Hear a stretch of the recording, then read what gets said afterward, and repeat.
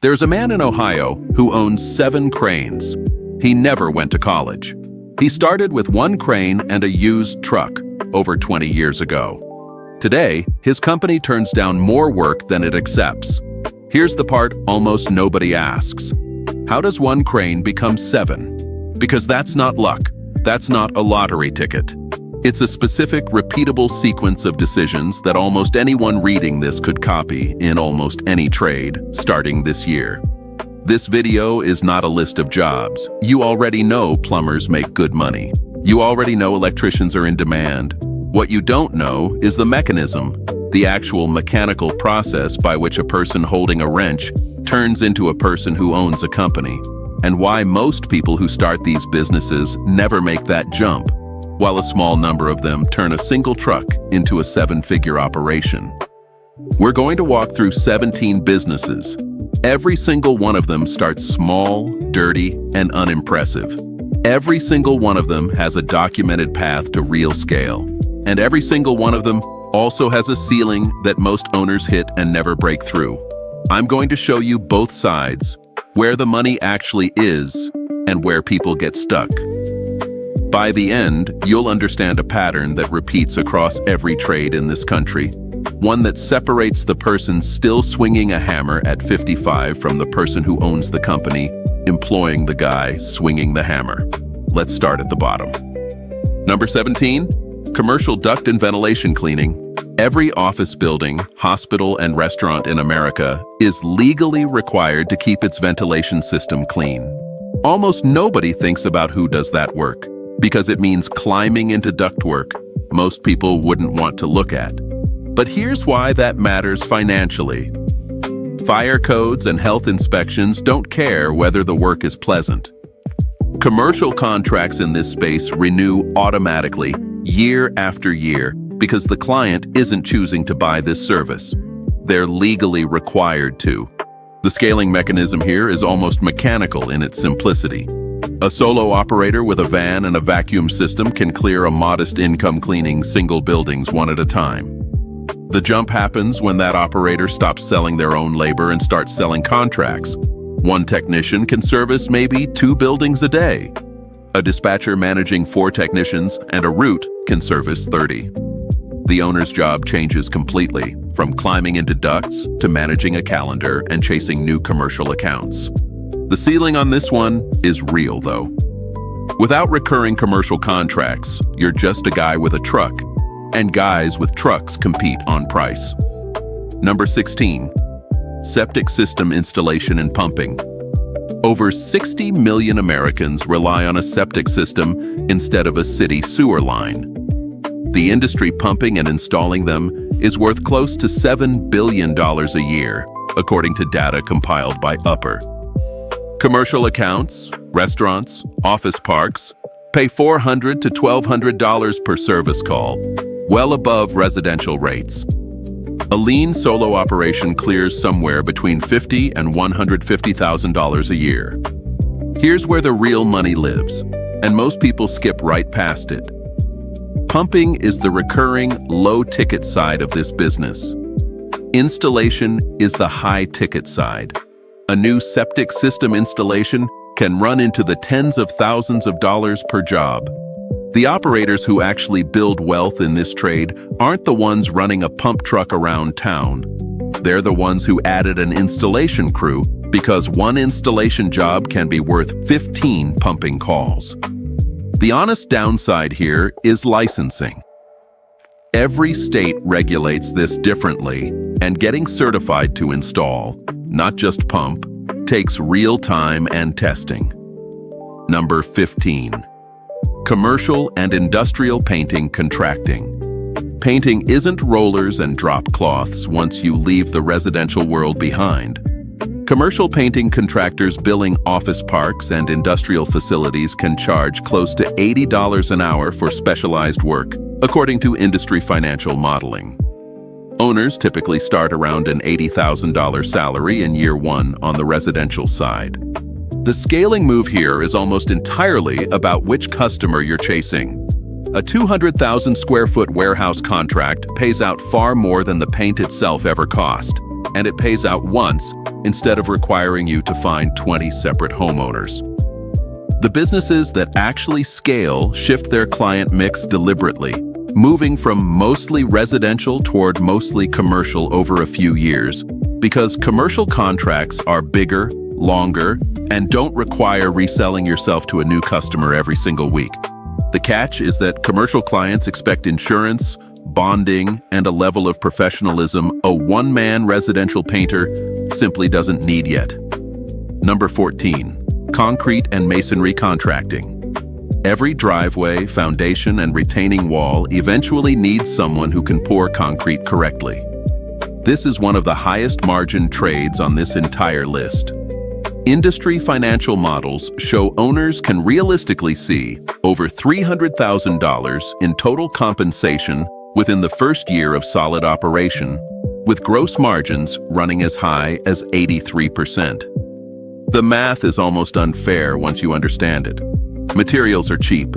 Skilled labor is what's actually expensive because fewer people are learning this trade every year. That scarcity is the entire scaling story. An owner who trains and retains 2 or 3 good concrete finishers can run multiple job sites simultaneously, while an owner who can't find skilled labor is capped at whatever one crew can physically pour in a week. The honest risk is weather and scheduling. A rained-out week doesn't reschedule itself for free. Number 13, garage door installation and repair. You've probably never wondered who installs the garage doors in your neighborhood until yours breaks and won't open. This is a quietly booming category, a $450 million industry nationally, with profit margins in a well-run business typically landing between 25 and 45%, according to industry pricing data. The scaling lever here is almost entirely about the mix between installs and emergency repairs. Installs are one-time, competitive, and price-shopped. Emergency repairs are the opposite. A broken spring or a door stuck open is a same-day call, and homeowners will pay almost anything to fix it fast, because a stuck-open garage door is a security problem, not just an inconvenience. Owners who build a reputation for fast emergency response can charge a real premium over the guy who only does scheduled installs.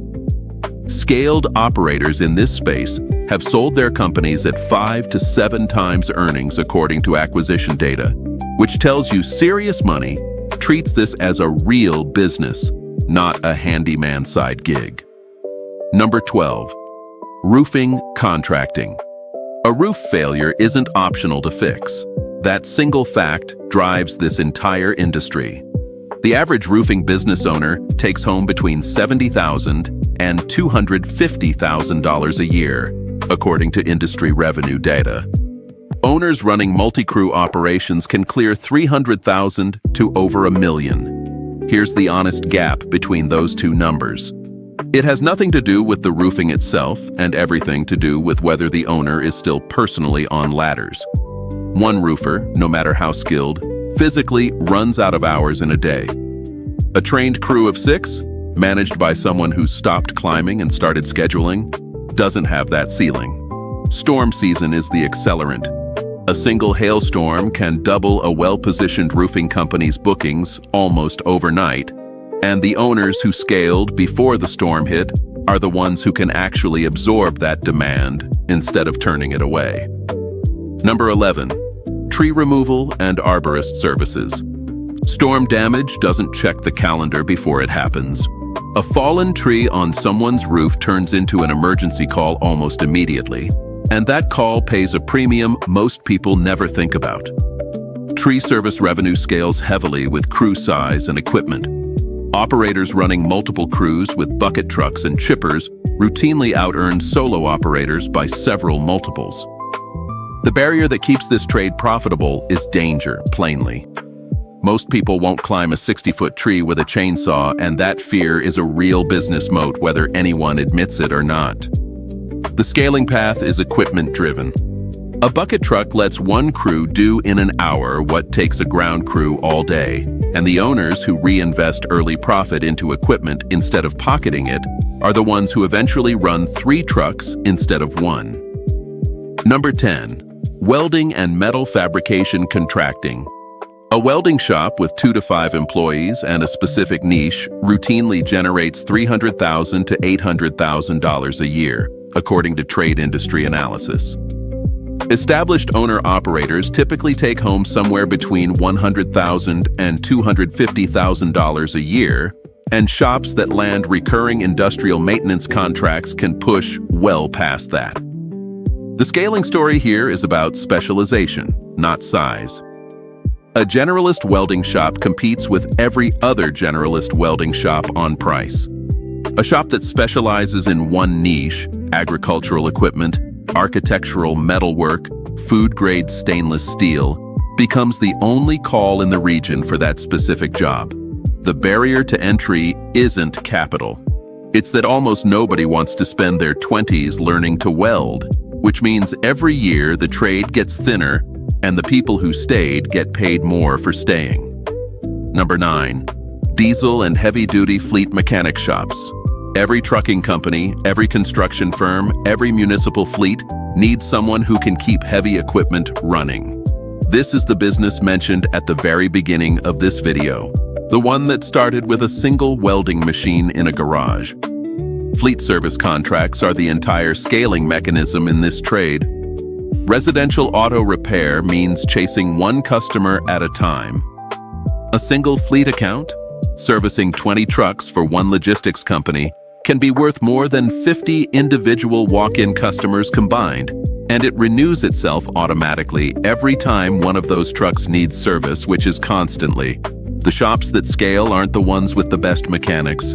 They're the ones whose owner spent time building relationships with fleet managers instead of staying under a truck all day. Number 8. Trucking with specialized freight. Not all trucking pays the same, and most people don't realize how much the freight type actually matters. Standard dry van freight runs $1.80 to $2.20 a mile in 2026. Specialized loads, oversized equipment, hazardous materials, refrigerated freight can pay anywhere from $2.50 up to $10 a mile, according to trucking industry rate data. This is one of the clearest examples on this entire list of scaling without adding a single truck. An owner-operator who upgrades from generic dry van freight into a specialized niche can double or triple their income while driving the exact same number of miles. The real scale beyond that comes from adding trucks and hiring drivers, at which point the owner stops driving entirely and starts running a dispatch operation. The honest risk is that specialized equipment, a reefer trailer or a flatbed rig, costs significantly more upfront, and fuel and maintenance costs eat a bigger share of revenue than most new owner-operators expect. Number 7. Crane operation and rigging services. This is the business from the beginning of this video. One operator, one crane, grew over 2 decades into a fleet of 7. It requires a commercial driver's license and a certified crane operator credential, a wall most people won't even attempt to climb.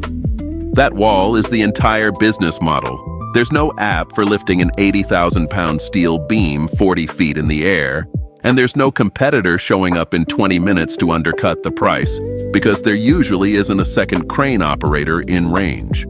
The scaling path is capital-intensive but predictable. Each additional crane, run by a certified operator, is close to a self-contained profit center. The owner who bought crane 2, 3, and 4 wasn't smarter than the owner who stopped at 1. He just reinvested instead of taking the money home every year. Number 6. HVAC installation and repair. Everyone thinks about their air conditioner exactly once a year, the day it stops working in July. HVAC is projected to grow faster than almost any other skilled trade over the next decade. A single emergency repair call in a heat wave can bill $300 to $800. Same day, no negotiation, because when your house hits 95 degrees inside, you are not calling around for the best price. The scaling mechanism in HVAC is one of the cleanest on this entire list, and we're going to look at it closely in a moment, because it's the clearest illustration of everything this video is actually about. Number 5. Auto repair shop ownership. The average independent auto repair shop pulls in roughly $1.2 million a year in revenue, according to industry data from Sharp Sheets. That number sounds enormous until you see the actual profit margin, which industry-wide sits around 6%. The average shop owner takes home around $82,000 a year. The owners running the top-performing shops are clearing $35,000 a month, over $400,000 a year. Same industry, same customers walking in off the same street. The entire gap between those two outcomes comes down to one decision. The $82,000 owner is still the best mechanic in his own shop, personally diagnosing every car. The $400,000 owner stopped being the mechanic years ago and became the person who manages mechanics, tracks numbers, and negotiates parts pricing. The tools are the same. The job is completely different. Number 4. Wind turbine technician services. Here's the one almost nobody sees coming. Wind turbine technician work is projected to grow 50% over the next decade. According to Bureau of Labor Statistics projections, the fastest growth rate of any trade on this list. Training typically takes 1 to 2 years through a community college program, far shorter than the 4 to 5 year apprenticeships required for electricians and plumbers. A service company built around inspecting and maintaining wind turbines is stepping into an industry expanding faster than the workforce can fill it, and that gap is exactly where pricing power lives. The honest caveat here is that this trade is younger and more concentrated geographically than the others on this list, tied closely to where wind farms are actually being built, so the opportunity isn't evenly distributed across the country the way HVAC or plumbing is. Number 3. Elevator and escalator installation and repair. This is the highest paying trade on this entire list that doesn't require a 4-year degree. The median wage for elevator and escalator installers sits at $106,000 a year, according to Bureau of Labor Statistics data, with the top 10% clearing close to $150,000. Every hospital, every high-rise, every hotel needs this work done. And there is no substitute for a qualified technician when an elevator stops between floors 20 stories up. The scaling path in this trade looks different from the others because most elevator technicians work for a handful of large national companies rather than small independent shops. The opportunity here is less about building your own crew and more about the wage ceiling itself, which sits meaningfully above almost every trade on this list before you even start thinking about ownership. Number 2. Electrical power line contracting. Power line installers maintain the physical infrastructure carrying electricity into every home and business in the country. They earn a median wage between $91,000 and $95,000 a year, according to Bureau of Labor Statistics data. This work happens at height, often in bad weather, often on short notice after a storm knocks out power to an entire town. The pay reflects exactly how few people are willing to do it. Contracting companies in this space bid on utility maintenance contracts, and a single regional utility contract can support dozens of crews for years. The barrier is the same one running through most of this list, a real credentialing wall that keeps casual competition out entirely. Before we reach number 1, let's go back to HVAC, because this is the clearest version of the pattern running through everything you just heard. 2 men started the exact same year with roughly the same savings. This is illustrative, meant to show how the math plays out, not a specific documented case, but it reflects what happens across this entire list constantly. The first one took a job as an HVAC employee and worked his way up over a decade to shift supervisor, a solid, respectable position with steady pay and good benefits. There is nothing wrong with that path, genuinely.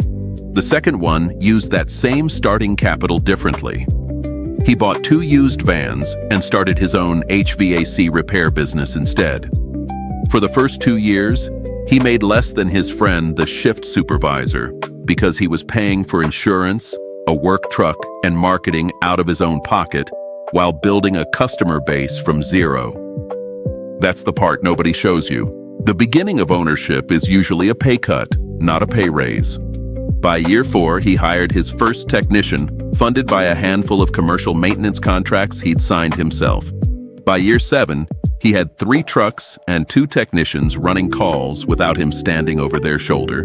By year 10, the shift supervisor was earning a strong, stable salary, and the business owner had 4 trucks on the road, 3 employees, and was personally working roughly 15 hours a week, mostly reviewing numbers and meeting the occasional commercial client. Same trade, same starting point. One of them was still trading hours for a paycheck. The other one owned the machine that produces paychecks. Number 1, owning any business through acquisition instead of starting from zero.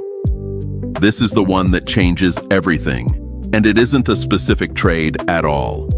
It's a principle sitting underneath every single business you just heard. Roughly 10,000 baby boomers turn 65 every single day in this country. Millions of small businesses, roofing companies, HVAC operations, welding shops are expected to change hands as their owners retire over the next several years. More than half of those owners have no succession plan. Their kids moved away. Their employees were never offered a path to buy in. The business simply sits there, profitable and proven, waiting for someone to ask. Buying an existing business with real cash flow already running is typically faster than starting one from nothing, because the biggest risk in any new business, the years where you don't know if it's actually going to work, has already been solved by someone else. Some of these businesses can be acquired through SBA-backed financing, requiring as little as 10% down, because the bank isn't betting on an idea anymore. It's betting on 30 years of proof that the business already survived every bad year it could throw at the previous owner. Here's the actual thesis connecting all 17 of these. None of them are exciting. None of them make for a good story at a dinner party. That was never the point. The pattern that separates the person still swinging a hammer at 55 from the person who owns the company is never the trade itself. It's the exact moment the owner stops selling their own labor and starts selling a system, a crew, a set of contracts, something that keeps producing money whether they personally show up that day or not. Remember that crane operator from the beginning of this video. He's not rich because he found something nobody else knew about. Everyone in his town knew cranes existed. He's rich because he was the one who reinvested the profit from crane 1 into crane 2, back when it would have been easier to just take the money home.